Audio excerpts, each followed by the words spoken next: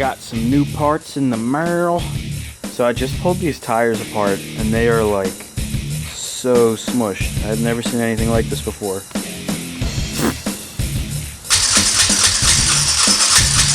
think it's safe to say that the throttle position sensor is okay. So this quad's not even firing with a shot of starting fluid. Whoever took this battery and tried stuffing it in there did a real chop job. I'm gonna try running this bike without the optimizer and see if it starts. Here is the crack in the side of this relay. That's the main reason why I picked this out. I can only take so much of this quad, you know, go playing around with the wiring harness and stuff. It starts to get frustrating.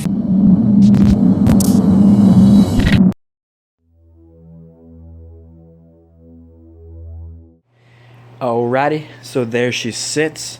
Can see the bars are missing. I just got done removing the bars. I was getting ready to do a video on putting a fat bar conversion, but I don't have the risers yet. They're supposed to come in the mail today, and I just checked the tracking. It got bumped to tomorrow, so I can't finish that video. So in the meantime, I got all these parts here. I don't even know what I'm gonna do with this shit. So here are the bars, if you can guess that. So we're not going to be opening these today. We're going to wait until those risers come in. Got these stealth grips we're going to be throwing on, so we can set those aside. And I also got stuff in here, these packages, an oil filter. It's probably the coolest thing here. And if y'all saw the other video, that's a good one. Here is that relay that's jacked up, and it doesn't seem to be working either. So I got a replacement. We'll be able to throw this one in there. That could be our problem right there. So let's get these packages open.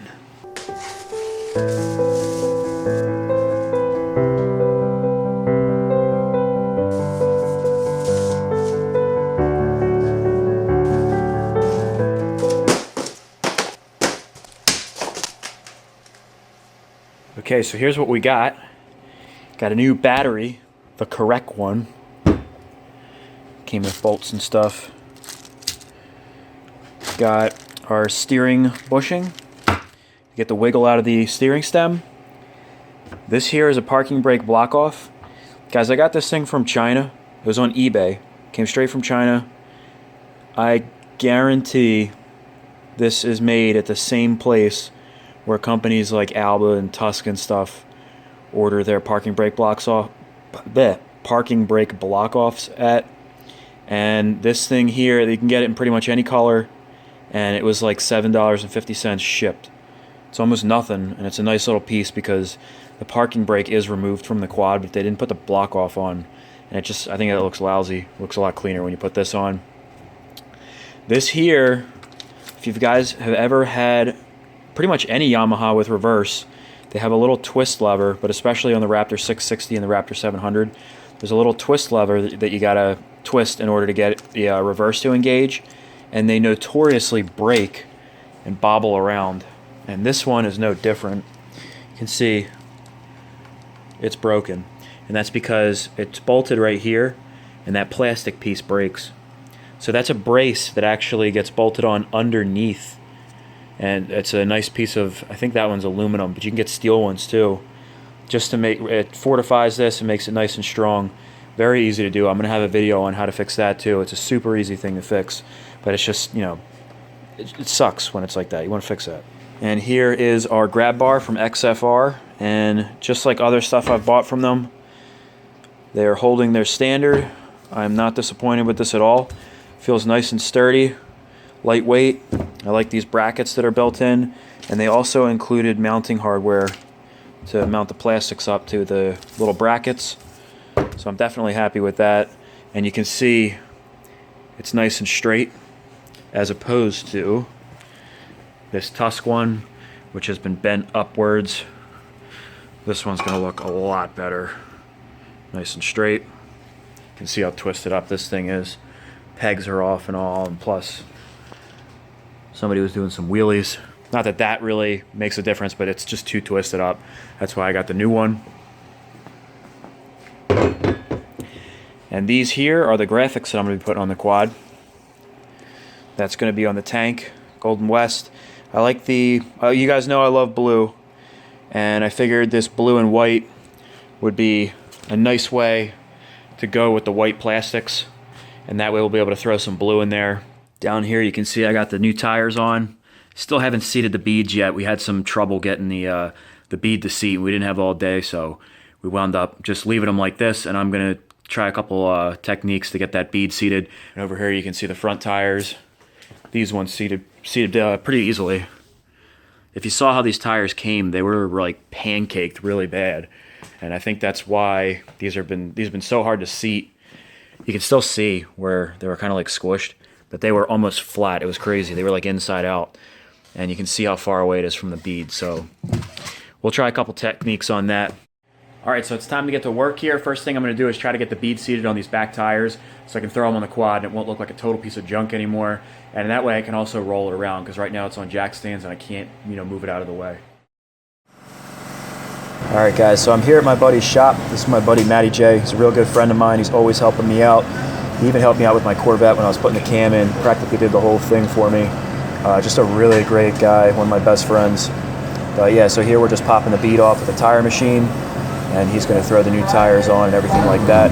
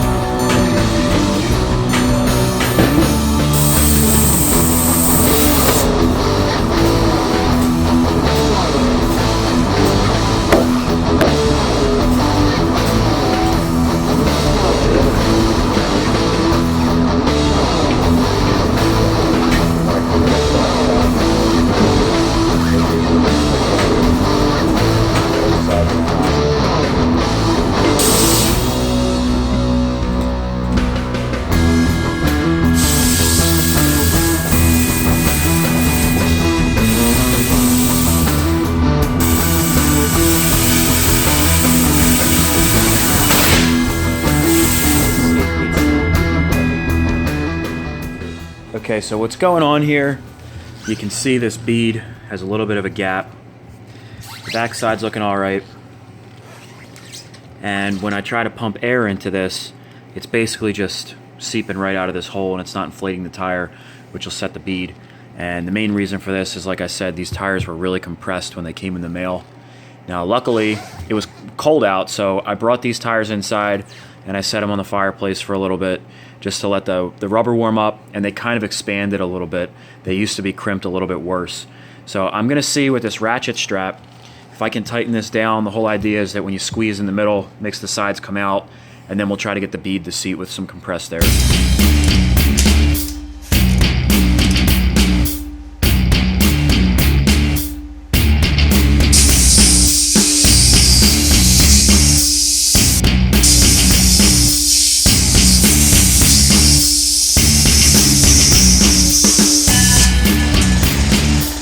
Alright, so that didn't work. I could probably throw a second strap on here, put like 2 on there, but I'm going to try the ether technique. If you guys know what that is, you basically throw a little bit of starting fluid around the bead, and then you light it on fire, and it makes the tire expand really quickly, and usually seats the bead. So we'll give it a quick try. Just got to be careful when you're doing this that you have a fire extinguisher around, or just don't use too much ether, because, you know, it's a fire hazard. You probably just shouldn't even try this.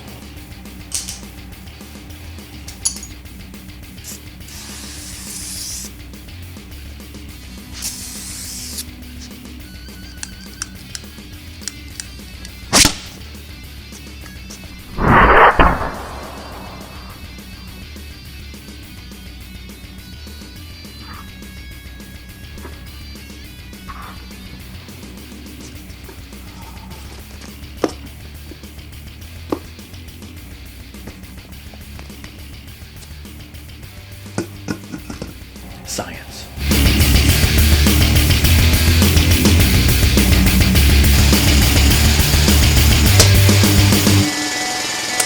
So these beads were pretty difficult to seat, but I finally got them on there. I had to bounce the tire a couple times on the one, and then finally it popped. But these are probably the hardest beads I've ever had to seat. Thank God for the ether trick. So I'm just going to throw them on the quad, and just to make it look a little bit nicer, and I'll be able to roll it around. And I did notice that SS center cap is missing out of all the other wheels. So I'm just going to remove that one so that they all match. I don't really think it's necessary to have them on there. And then we'll throw them on the bike.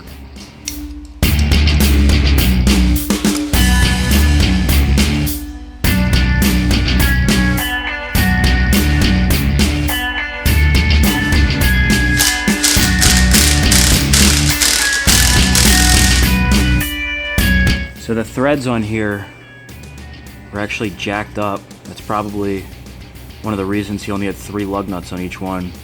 So he most likely put the wrong goddamn lug nuts on there because they're you know, I showed you they're different. So I'm gonna have to retrace these with you know, a tap and die, and that way the lug nuts will go on pretty easy. But I'm probably gonna go around and do all 4 wheels.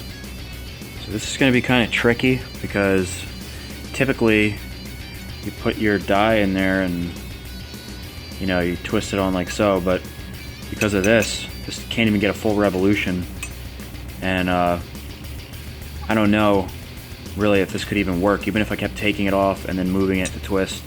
So what I did is I took it and I just put it in this vice grip. So it's kind of chop shop, but you know, hopefully the threads aren't so out of whack that it's really, you know, making a new thread, and you know, this will get the job done in this case. So we'll see what happens.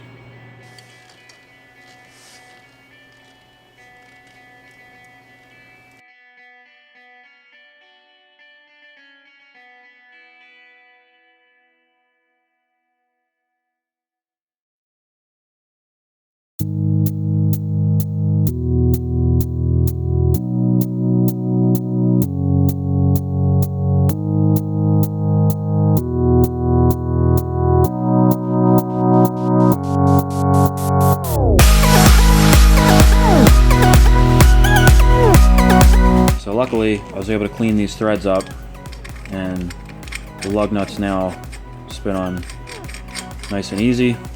So I went around and I did all 4 corners just to be sure. Most of them were okay, but each one had like one lug nut that was kind of messed up.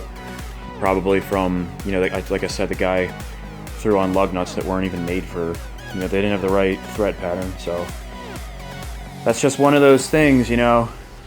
It's supposed to be an easy job putting tires on, and then it turns into a, you know, 30-minute job having to go over with the tap and die and redo all the threads. I had this set of chrome lug nuts with the flat bottoms in the back because if you watched my other video, there was a lug nut missing from every wheel. So, not to mention, these were mismatched. These are the flat bottoms the way they're supposed to be, and these ones have the tapered bottoms. So this dude before me, I mean, you just never know what you're gonna get when you buy a used quad.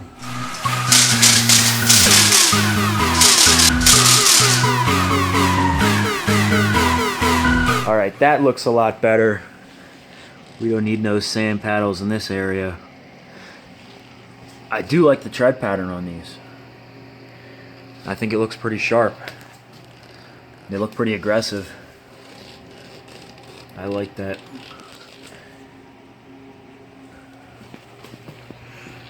So these tires were kind of a pain in the ass. Tough to seat the bead. Then it was tough just putting them on because all those studs. But everything's good now. Like I said, that's what I do. You take a quad, it's got all these little issues and stuff. You know, the kind of things that are, you don't know when you're buying it. A lot of that stuff's overlooked. And that's why I can usually make some money after I sell them, because the quads are in real good shape by the time I'm done with them. And all the stuff that most people either neglect or try to hide from you, you're just not going to get bullshit like that with me. Okay, so let's move on here and knock out a couple easy things. I'm going to put this park and brake block off on.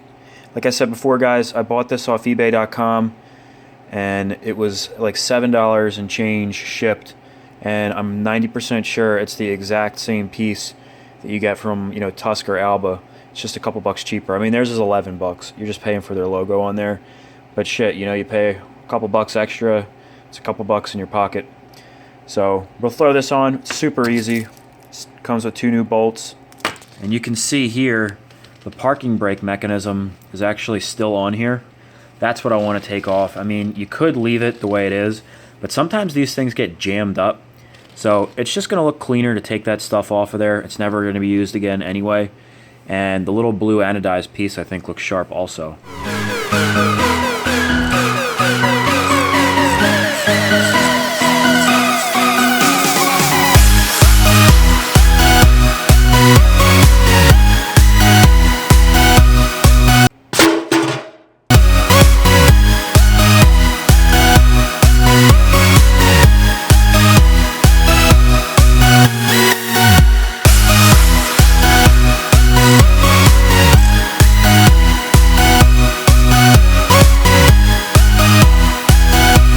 See what I mean though, guys? $7 part really cleans the bike up. Plus, it just looks cool. You can customize a little bit. I mean, come on. Cheap, easy, bling. All right, guys, let's keep moving. Let's put this new grab bar on.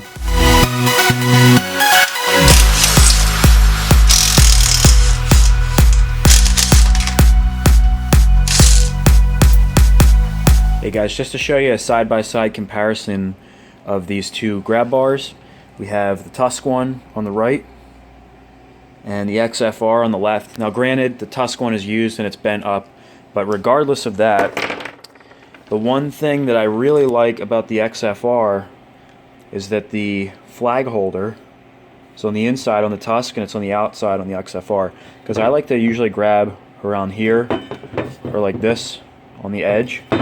Whereas on the Tusk one, they make it kind of hard to grab there. You know, this side's okay. So I do like that. You also have the mounting brackets up here for your plastics. And on the DG, or not the DG, the Tusk, you have these little mounting tabs on the bottom. I think that's for a number plate. Not 100% sure. But the XFR doesn't have anything down there. Of course, I'm sure you can still mount up a number plate if you need to. But personally, even if this were brand new, they're both at the same price point. I would definitely choose the XFR in this situation. It was 48 bucks shipped. You can find them on eBay.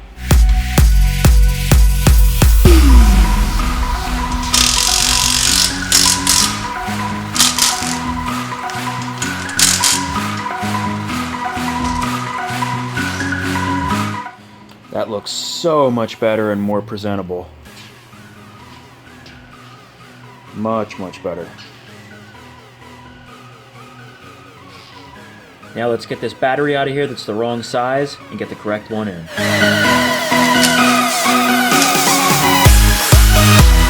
See the difference in size here? This battery is way too big. Way, way too big.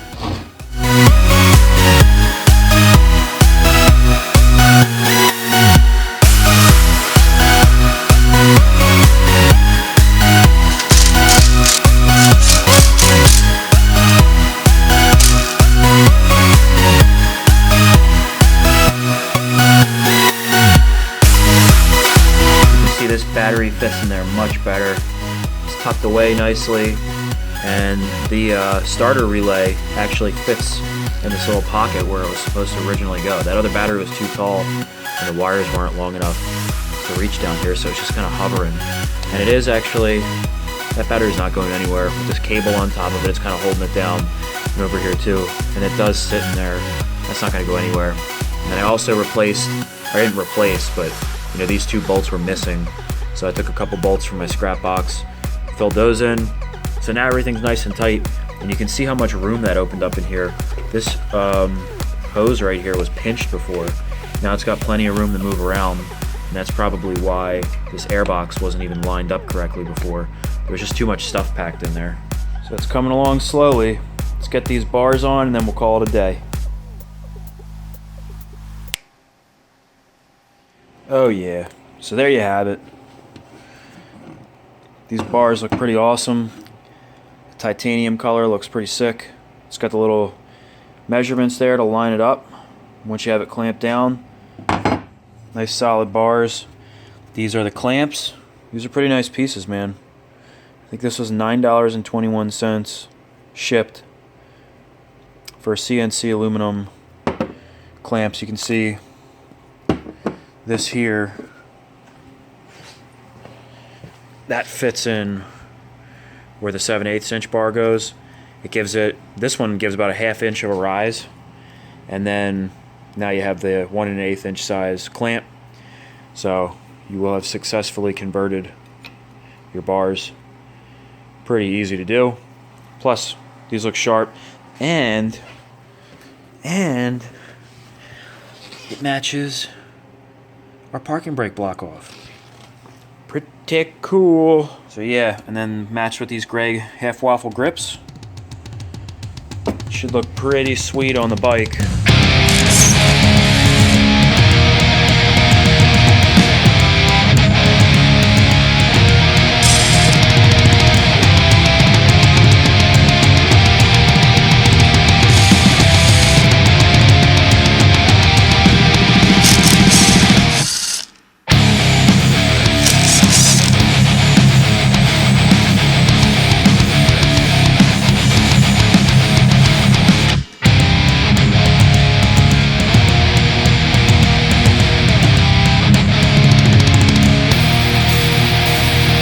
Now that the components are off the bars, you can really see that this side over here is bent down. These bars definitely need to be replaced, and it's going to feel a lot better when they're nice and straight. So we're just going to go ahead and remove these handlebar clamps. You have 4 12mm bolts in this case. Most of the time that's what it's going to be. You might have some Allen bolts, but for this one, most Yamahas, 12mm.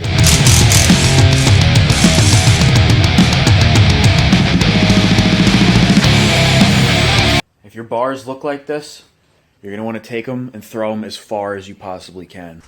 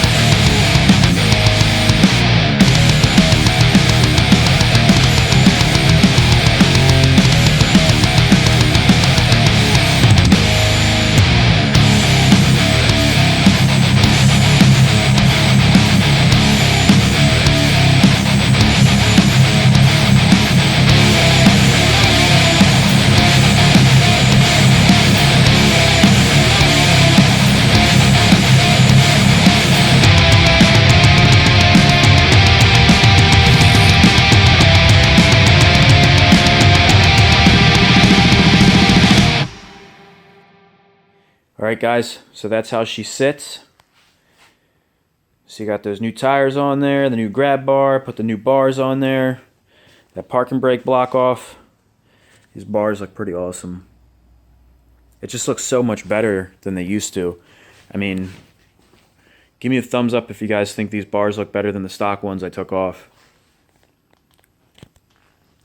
There's that new grab bar, nice and solid. I don't got to reach way up here now.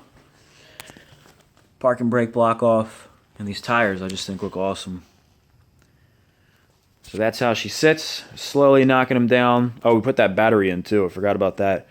And unfortunately, all this stuff we're doing and this quad still doesn't run.